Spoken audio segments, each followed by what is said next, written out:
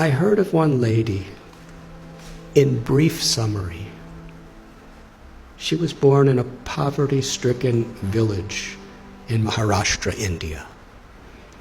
She never really had any education. When she was a little girl and wanted to go to school, her family made her take care of the buffaloes. When she was 8 years old, she was married. I think actually she was 9 years old. She was married to a man who was about 30. By the time she was 19, she had 3 sons, and she was pregnant.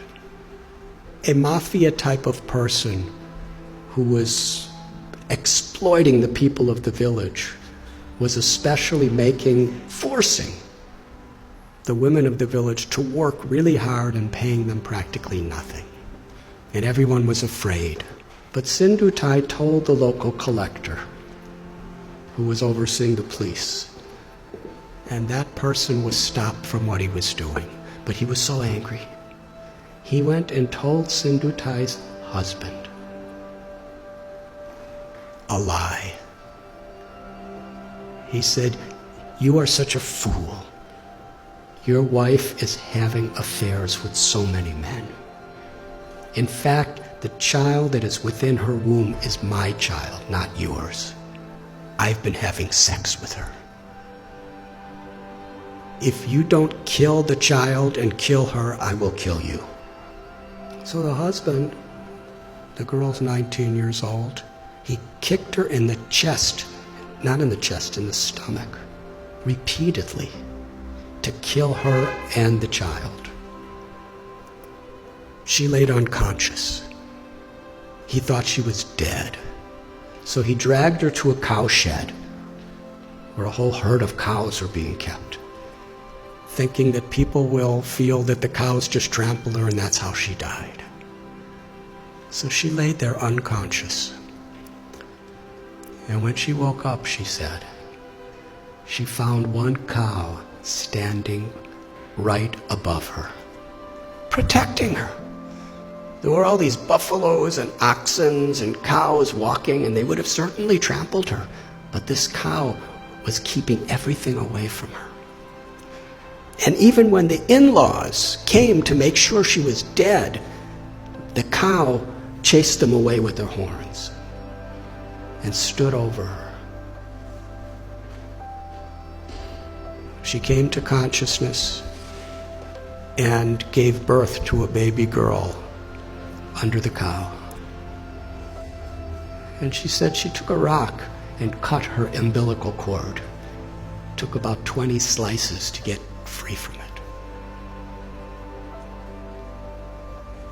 And for hours and hours, the cow protected.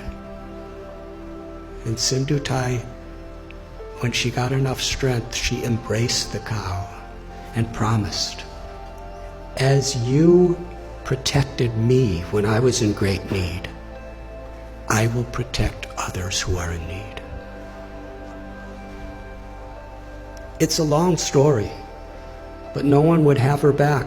Her own family rejected her, her biological family, because according to their tradition, once you're married, you can never come back home.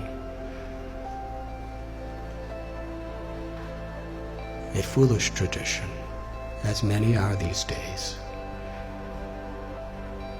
In order to not be exploited, she was sleeping in a crematorium with her little baby child. And she would collect wheat that people would put around the dead bodies, and she'd mix it with water and cook it on the fires of the dead corpses. It became such a depressing life for her.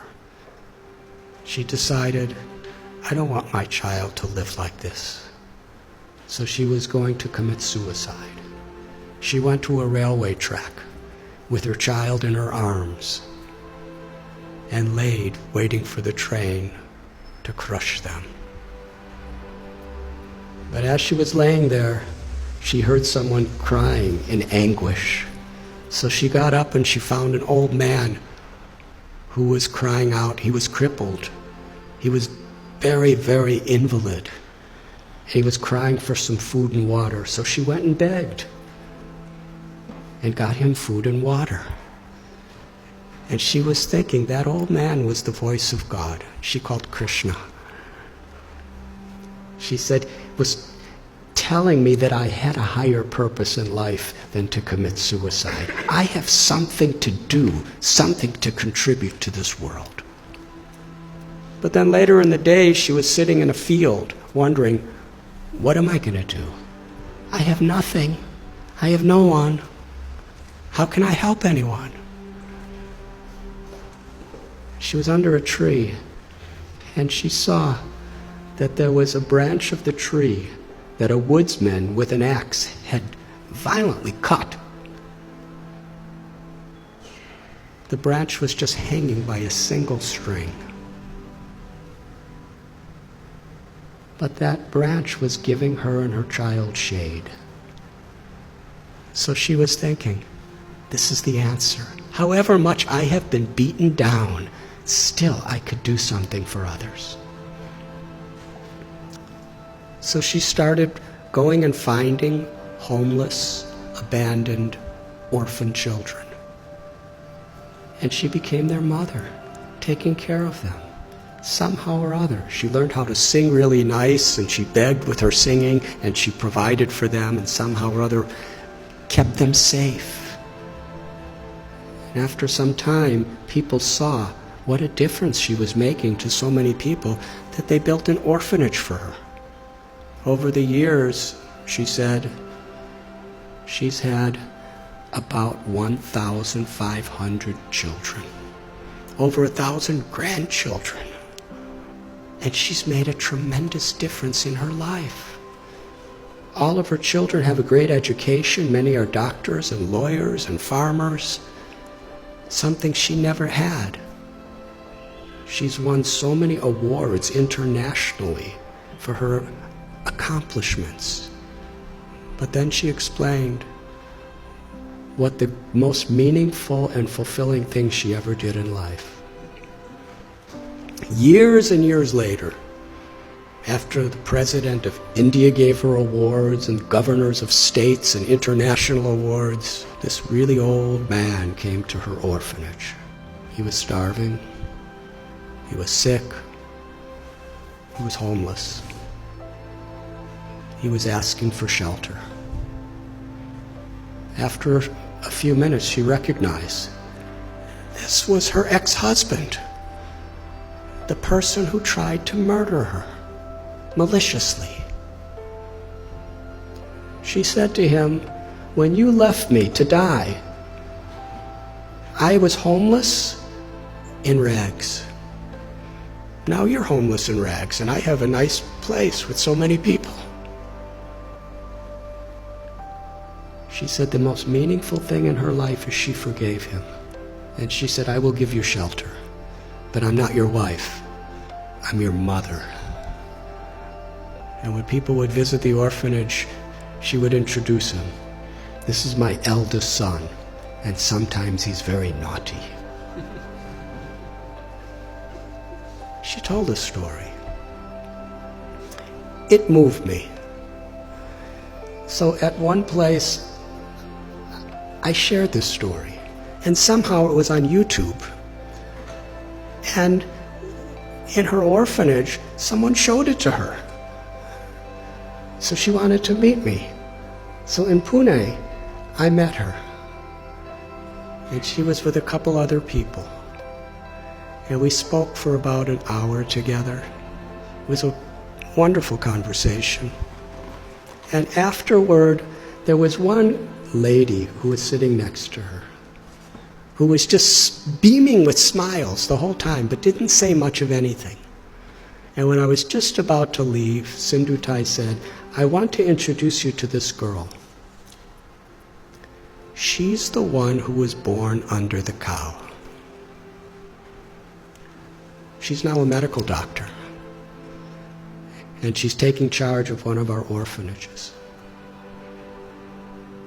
And then she said to me, I consider all of the tragedies in my life to have been gifts to empower me to make a difference to others. She considered it all the grace of God. She said, "My life has been a road with many thorns, but I made friends with those thorns, and my life became beautiful, and I could give beauty to so many other people's lives."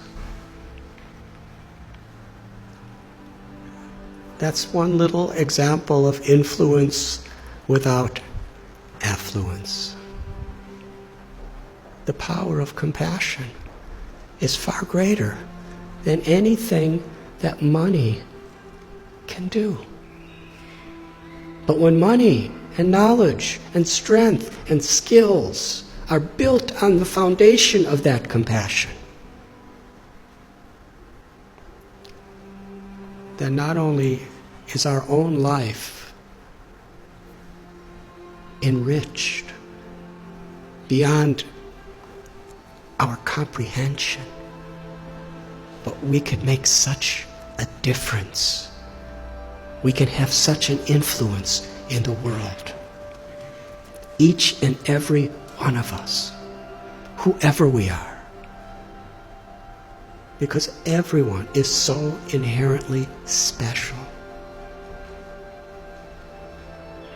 And nothing and no one can take that away from us, as long as we are aware. To be an instrument of compassion, an instrument of grace, is the true influence beyond affluence. Thank you very much.